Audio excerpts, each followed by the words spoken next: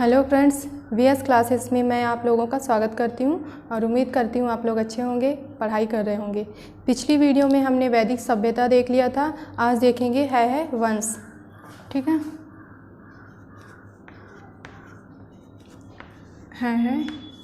वंश।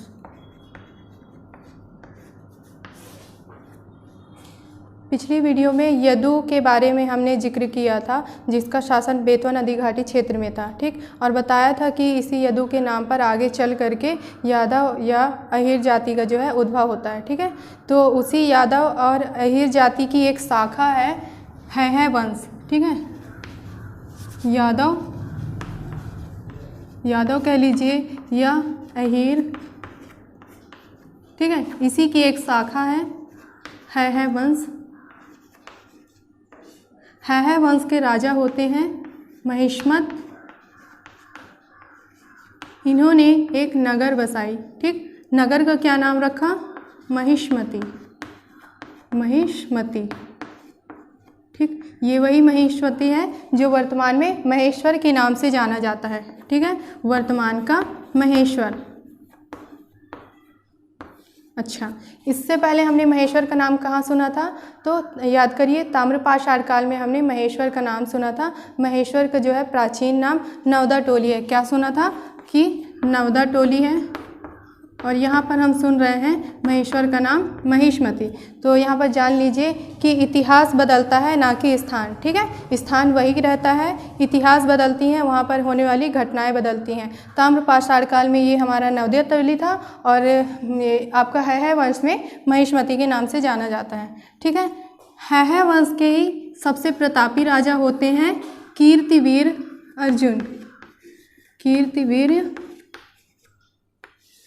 अर्जुन।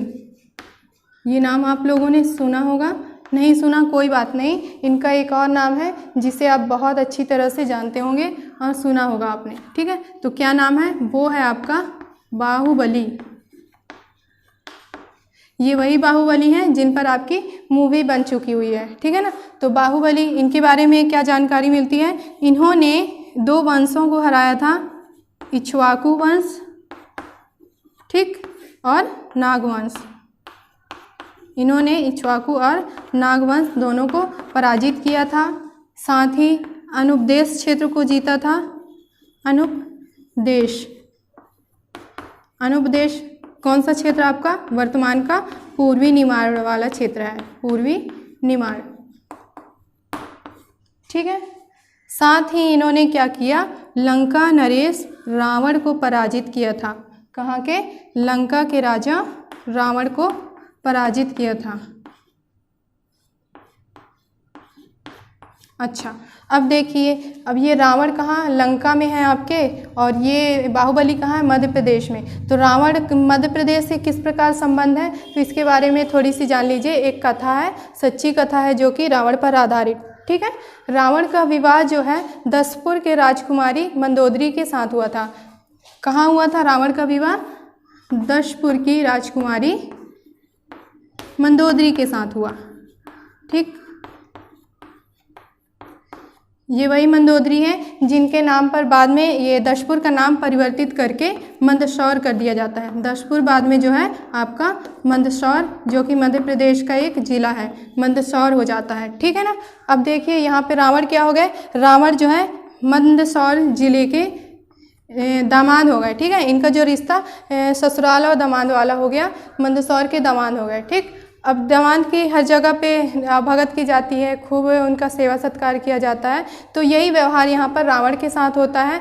मध्य प्रदेश में जब पूरे भारत में रावण दहन होता है, तो मध्य प्रदेश का ये जो मंदसौर ऐसी जगह है जहाँ पर रावण दहन नहीं किया जाता, बल्कि रावण की पूजा होती है। ठीक है, तो मध्य प्रदेश में ये मंदसौर एक जगह हो गया, और एक और जगह है आपका दिखाई दे रहा है यहाँ पे, उज्जैन जिले का एक गांव है। क्या नाम है उसका? चिखली, ग्राम चिखली। ठीक, पूरे मध्य प्रदेश में ये 2 जगह हैं जहां पर रावण पूजा होती है। ठीक है, रावण पूजा होती है। ठीक, इसके अलावा पूरे भारत में बात करें तो 8 और जगह है जहां पर रावण की पूजा होती है। उसको हम बाद में फिर कभी देखेंगे। ठीक है, स्क्रीनशॉट ले लीजिए। महाकाव्य काल।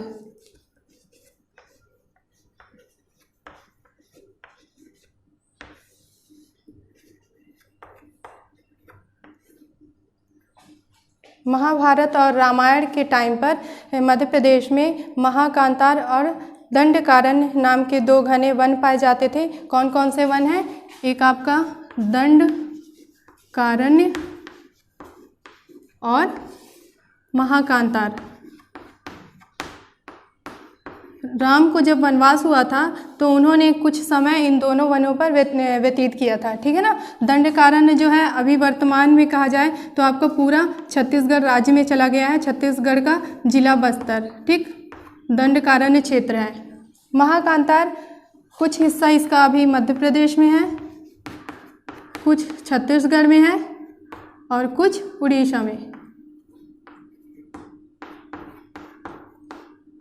ठीक। महाभारत काल में जब पांडवों और कौरवों के बीच युद्ध होता है कुरुक्षेत्र में, तो उस टाइम के जो जनपद और महाजनपद थे उनमें से कुछ ने पांडवों का साथ दिया था और कुछ ने कौरवों का। तो देख लेते हैं पांडवों का साथ देने वाले जनपद कौन कौन से हैं, ठीक। तो पांडवों का साथ देने वाले कौन कौन से हैं? एक आपका वत्स, काशी, चेदी, ठीक है, दशाड़ और मत्स्य, ठीक। वत्स जो है उत्तर प्रदेश क्षेत्र में पड़ता था और ये जो है ग्वालियर का प्राचीन नाम भी है, ग्वालियर का प्राचीन नाम भी है वत्स। काशी उत्तर प्रदेश क्षेत्र में पड़ता था आपका। चेदी ये मध्य प्रदेश और उत्तर प्रदेश दोनों में पड़ता था, ठीक है। अच्छा, किसका प्राचीन नाम है ये? तो ये खजुराहो का प्राचीन नाम है, चेदी, ठीक। दशाड़ विदिशा का प्राचीन नाम है, विदिशा का प्राचीन नाम है। और मत्स्य राजस्थान क्षेत्र में पड़ता था, ये जनपद एक छोटी जनपद थी, सॉरी महाजनपद है मत्स्य, राजस्थान, ठीक है। विदिशा के बारे में थोड़ी सी जानकारी जान लीजिए। रामायण काल में कवि कौन थे आपके? कालिदास, ठीक। कालिदास, इनकी रचना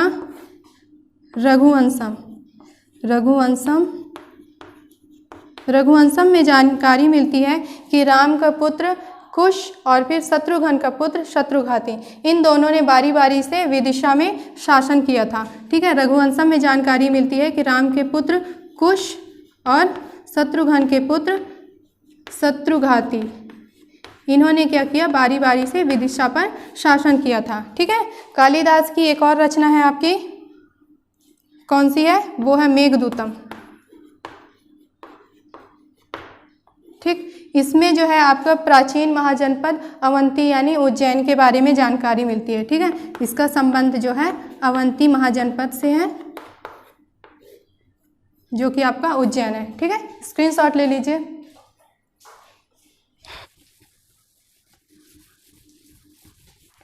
अच्छा, पांडवों का साथ देने वाले जनपद देख लिए, अब कौरवों का साथ देने वाले। कौरवों का साथ किसने किसने दिया? अवंती, उज्जैन, ठीक है। महिष्मती वर्तमान का महेश्वर, निषाद, ये जनपद जो है आपका प्रयागराज में पड़ता था, प्रयागराज यानी उत्तर प्रदेश, ठीक है। विदर्भ, ये एक छोटी सी जनपद थी, मथुरा,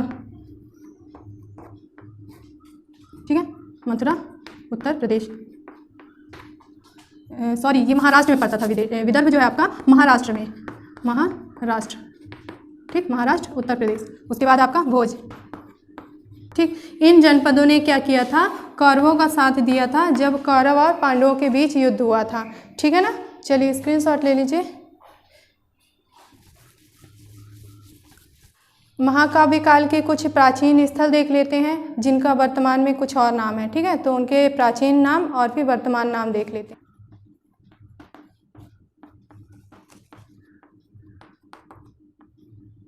ठीक है। देखिए ये कुछ प्राचीन स्थल हैं आपके रामायण काल के और उनके वर्तमान नाम है। अवंती का वर्तमान नाम उज्जैन, वत्स को ग्वालियर के नाम से जाना जाता है, चेदी जो है वर्तमान का खजुराहो, अनूप निवाड़, तशार जो है विदिशा, तुंडीकेर दमोह जिले को बोला जाता था, विराटपुरी सोहागपुर जिला और आपका त्रिपुरी जबलपुर। ठीक है। त्रिपुरी इसका एक और नाम मिलता है जवालीपुरम, जवालीपुरम। ठीक। त्रिपुरी से एक इम्पॉर्टेंट फैक्ट निकलता है, उसको थोड़ा सा जान लीजिए। जब आपका कांग्रेस अधिवेशन, वार्षिक अधिवेशन हो रहा था जगह जगह पर, मतलब अलग अलग स्टेट में हो रहा था, तो एक आपका मध्य प्रदेश में हुआ था त्रिपुरी अधिवेशन। ठीक है। त्रिपुरी अधिवेशन 1939।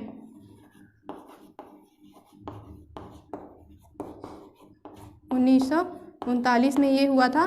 ठीक है। इसमें अध्यक्ष पद का चुनाव किया गया था और अध्यक्ष पद के लिए 2 प्रत्याशी सामने आए थे। कौन? एक तो आपके सुभाष चंद्र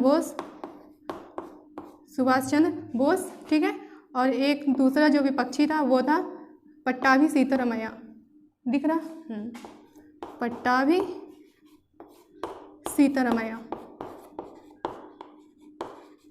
ये 2 प्रत्याशी थे अध्यक्ष पद के लिए। पट्टाभी सीतारमैया को गांधी जी ने नॉमिनेट किया था।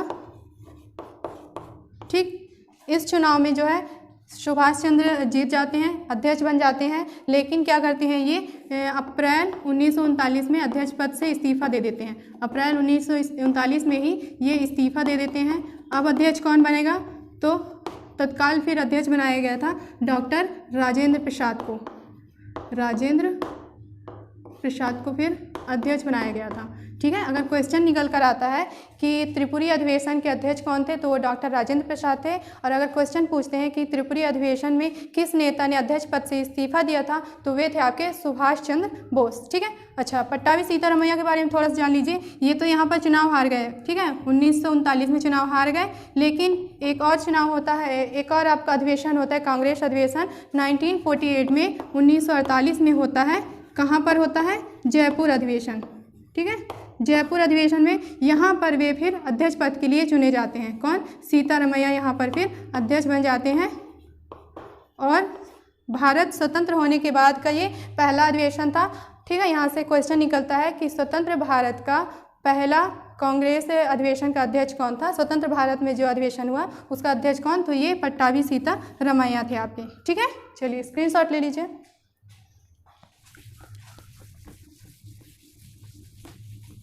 महाजनपद काल। महाजनपद काल। बौद्ध धर्म का ग्रंथ अंगुत्तर निकाय और जैन धर्म के ग्रंथ भगवती सूत्र, इन दोनों से जानकारी मिलती है कि हमारे भारत में कुल 16 महाजनपद थे। ठीक है। किससे? बौद्ध धर्म का ग्रंथ है अंगुत्तर निकाय, अंगुत्तर निकाय, और जैन धर्म का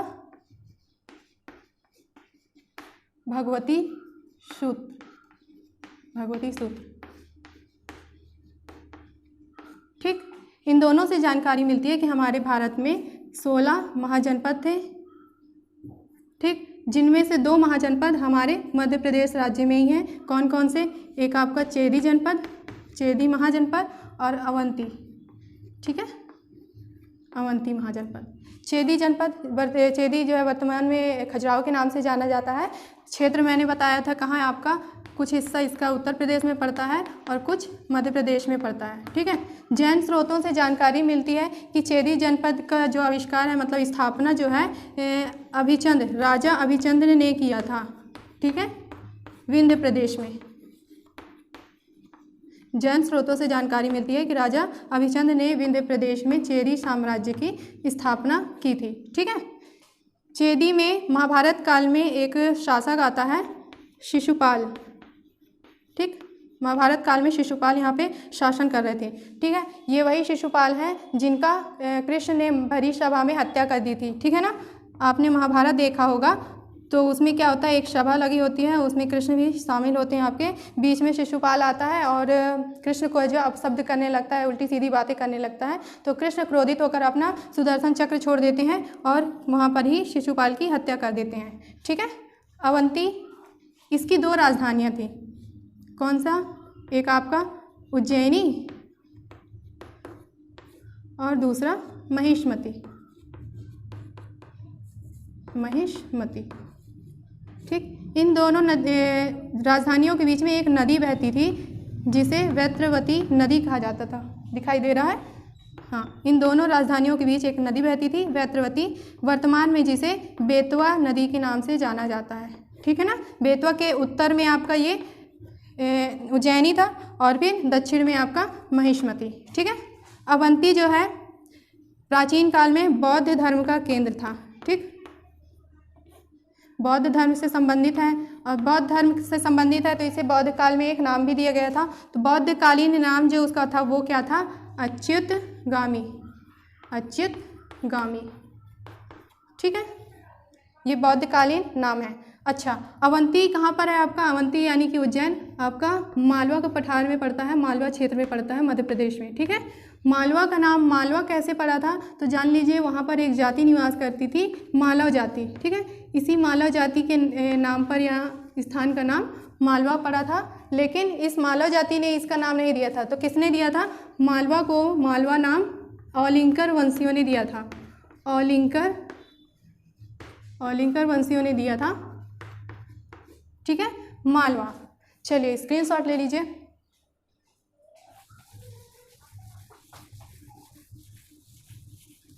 आज की वीडियो में इतना ही। अगली वीडियो में हम मगध साम्राज्य देखेंगे। तब तक के लिए पढ़ते रहिए। Bye, take care.